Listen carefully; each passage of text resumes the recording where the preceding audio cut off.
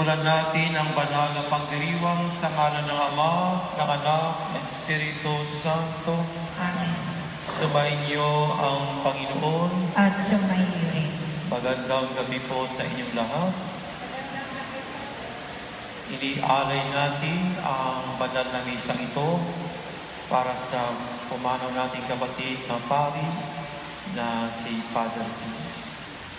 At sa pakikisa natin sa banal na pagdiriwang, ay isipin natin ang mga nagawa nating kasalanan at hingin natin ng patawad sa Panginoong puspos ng awa at biyaya.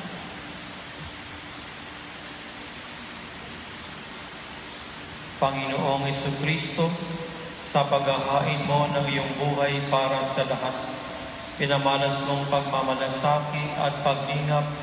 Panginoon, kaawaan mo kami. Panginoon, kaawaan mo kami. Panginoong Jesucristo, sa iyong pagkahimlay sa kamatayan, nakisa ka sa aming abang kalagayan. Kristo, kaawaan mo kami. Kristo, kaawaan mo kami.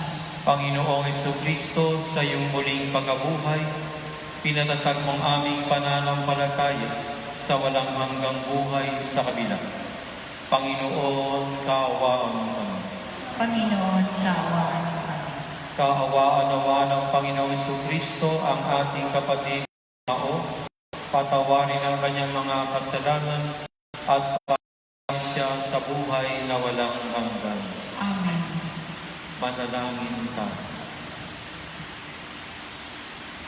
Ama naming makapangyarihan, ikaw ay maawain at patawad kailanman. Kami lumuluhog para kay Father Peace na iyong tinawag upang iyong makapiling. Undangan sa kanyang pag-asa at pananampalataya, maintinawa siya sa kanyang talagang bayan at magkamit ng ligayang pangmagpakailanman. Sa pamamagitan ni Jesucristo kasama ng Espiritu Santo, magpasawalang hanggan. Amen. Magsiupuan na.